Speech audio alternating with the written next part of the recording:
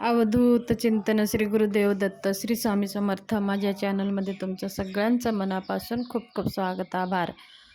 चला तर मग आज आपला विषय आहे श्रावण मास सुरू झालेला आहे. श्रावण मासामध्ये आपण भगवान शंकराची सेवा उपासना जास्तीत जास्त करायची असते. त्याचबरोबर आपल्या गुरूंचं विसर पडू द्यायचं नाही. आपल्या गुरु महाराजांचं विसर पडू द्यायचं नाही. गुरूंची पण सेवा तेवढीच करायची आहे. जर आपल्याला भगवंताची कृपा आशीर्वाद प्राप्त करण्यासाठी सेवा करायचीच आहे, पण एखादी वेळेस आपल्याकडनं काही चुका झाली, काही गलती झाली, तर भगवान आपल्याला माफ करत नाही, फक्त गुरु माफ करत असतात.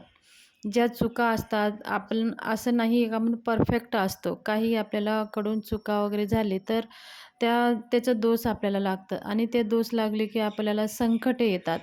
मग ते संकटे आले की त्या संकटामधून आपण दुःखी होतो. तर त्या संकटातून तारण्यासाठी जरी कोण धावून येतात तर ते आपले गुरु महाराज असतात, आपले स्वामी महाराज असतात. म्हणून भगवंताची तर सेवा आपल्याला करायचीच आहे आणि स्वामी महाराजांची पण सेवा करायची आहे. स्वामी महाराजांची कोणकोणत्या सेवा करायच्या आहेत, दत्त महाराजांच्या कोणकोणत्या सेवा करायच्या आहेत, ते आज आपण जाणून घेणार आहोत. व्हिडिओ स्किप करू नका, पूर्ण पहा आणि नवीन आला असाल तर एकदा चॅनलला सबस्क्राईब करा आणि लाईक करून कमेंट बॉक्समध्ये श्री स्वामी समर्थ लिहायला विसरू नका. चला तर मग आज आपलं स्वामी महाराजांची सेवा कशी करायची श्रावण मासामध्ये त्याच्याविषयी आपण जाणून घेणार आहोत. आपल्याला भगवान शंकराची सेवा उपासना आपल्याला करायचीच आहे, त्याच्यात खंड पडू द्यायचंच नाही. हा श्रावण मास भगवान शंकराला समर्पित महिना आहे. ह्या महिन्यामध्ये शंकराची सेवा आपल्याला करायचीच आहे.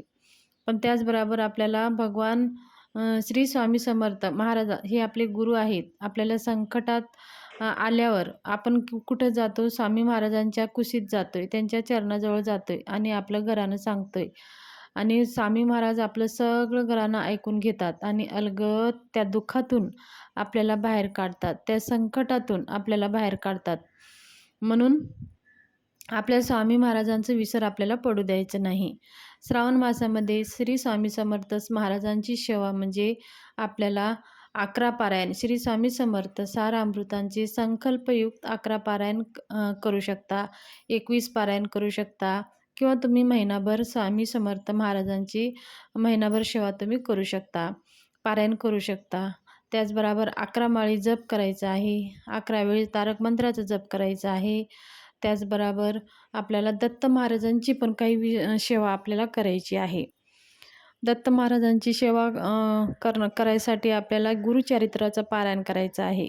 गुरुचरित्राचं पारायण 7 दिवसामध्ये पारायण होतो आणि त्याचे पारायणचे नियम तर आपल्याला सगळ्यांना माहितीच आहे. परान्न वर्ज्य आहे, नॉनव्हेज वर्ज्य आहे, ब्रह्मचर्याचं पालन करावं लागतं आणि जमिनीवर झोपावं लागतं. ह्या सगळ्या नियम आहेत. स्वामी समर्थ सारामृत ग्रंथांचे पारायण करत असाल तर त्याच्यासाठी काही नियम नाही. फक्त संकल्पयुक्त करत असाल तर नॉनव्हेज वर्ज्य आहे आणि ब्रह्मचर्याचं पालन आपल्याला करायचं आहे. जर संतान प्राप्तीसाठी श्री स्वामी समर्थ सारामृतांचं तुम्ही वाचन करत असाल तर ब्रह्मचर्याचं पालन करण्याची गरज नाही. गुरुचरित्राचं पारायण करत असताना ह्या सगळ्या नियम अटी आपल्याला पाळायचे आहेत आणि 12 ते 12:30 ह्या वेळामध्ये आपल्याला वाचन थांबवायचं आहे. सकाळी 5 वाजल्यापासून संध्याकाळी 4 वाजेपर्यंत आपण गुरुचरित्र पारायणचं वाचन करू शकता.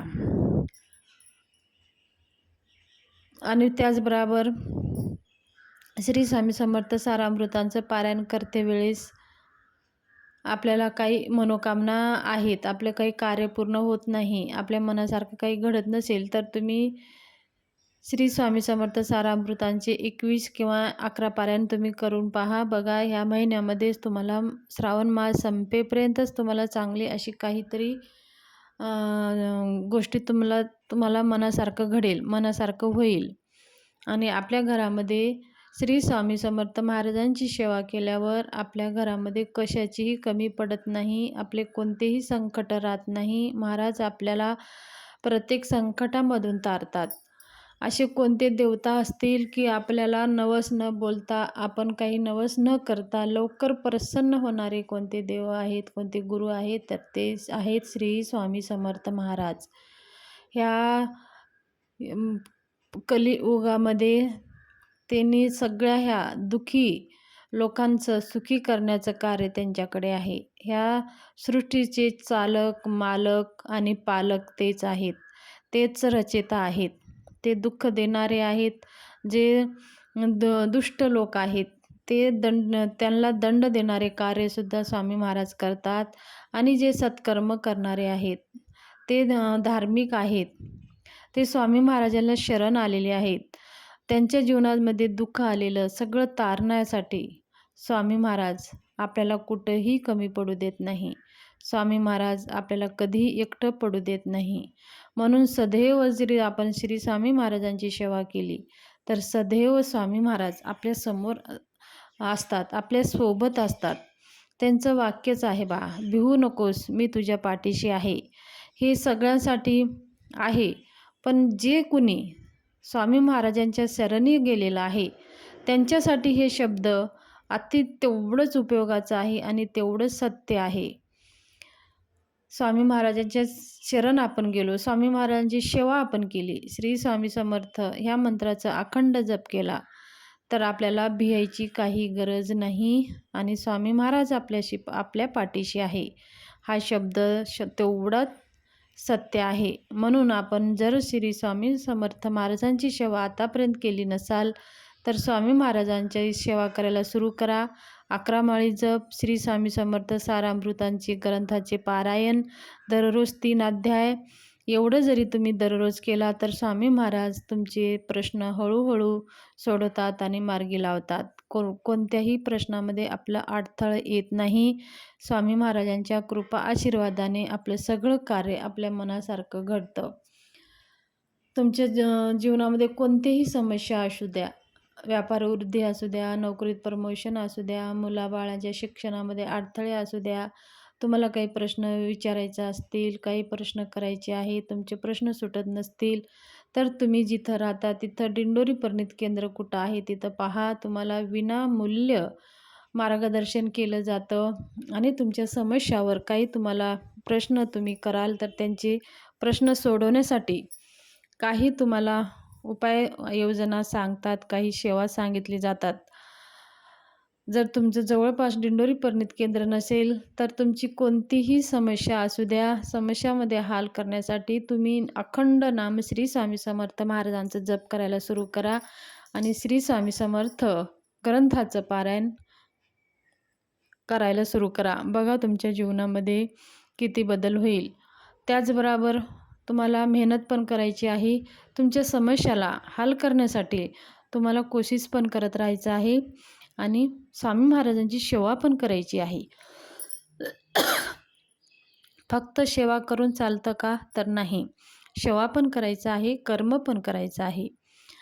आपण फक्त दे रे हरी पलंगावरी म्हटलं तर होत नाही. कोणत्या गोष्टीसाठी आपल्याला मेहनतसुद्धा करायची असतात, तेवढंच लगनीनं ते काम करायचं असतं. म्हणून तर भगवंताची साथ आपल्याला भेटते. काही वेळेस फक्त मेहनतच करतो, सेवा करत नसतो, तर आपल्याला नशिबाची साथ भेटत नाही. म्हणून आपण खचून जातो आणि नशिबाला दोष देतो. ज्या वेळेस आपलं नशीबमध्ये जे काही नाही ते हवं करण्यासाठी स्वामी महाराज आपल्या नशिबामध्ये त्या रेषा ओढतात आणि आपण मेहनत स्वामी महाराजाच्या आशीर्वादाने, कृपाने आपण जर मेहनत केली, तर ते आपलं सगळं मेहनतीचं फळ आपल्याला प्राप्त होतं आणि ते मेहनतीला आपल्या किंमत येते आणि त्याचं मोबदला आपल्याला भेटत असतं. म्हणून स्वामी महाराजाची सेवा करून तुम्ही मेहनत करा. नुसती सेवा केलं तरी चालत नाही, नुसती मेहनत केलं तरीही चालत नाही. म्हणून नशिबाची साथ पण लागते आणि कष्टाची पण साथ लागते. भगवंताचं कृपा आशीर्वाद पण लागतं आणि आपलं मेहनत पण लागते. ह्या दोन्ही गोष्टी चालतात. एका पायानं गाडी कधी चालत नाही, तर गाडी चालण्यासाठी सुद्धा 2-2 पाय लागतात. म्हणून आपण प्रत्येक कार्यासाठी भगवंताची साथ आणि हे शरीराची साथ, या दोघांची साथ आपल्याला लागते. म्हणून भगवंताची साथ, स्वामी समर्थ महाराजांची तुम्ही साथ घ्या. आणि त्यांचा आशीर्वाद घ्या आणि तुम्ही मेहनत करा. बघा तुमचे कोणतेही प्रश्न शिल्लक राहणार नाहीत. हे हजारो लोकांना अनुभव आलेली गोष्ट आहे. तुमचे कोणतीही समस्या असू द्या, फक्त कर्म चांगले ठेवा आणि मेहनत करा. स्वामी महाराजांना शरण जावा, स्वामी महाराजांची सेवा करा आणि मग तुम्ही कर्म करायला सुरुवात करा. बघा तुमचं थोड्या दिवसानंच तुम्हाला अनुभव येईल आणि तुमचे सगळे प्रश्न हळूहळू सुटायला मार्गी लागतील.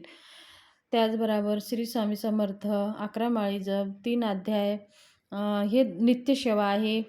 श्री स्वामी समर्थ सारामृतांचे 3 अध्याय ही नित्यसेवा आहे. संकल्पयुक्त पारायण करायचे असेल तर श्रावण मासमध्ये 21 किंवा 11 पारायण तुम्ही करू शकता.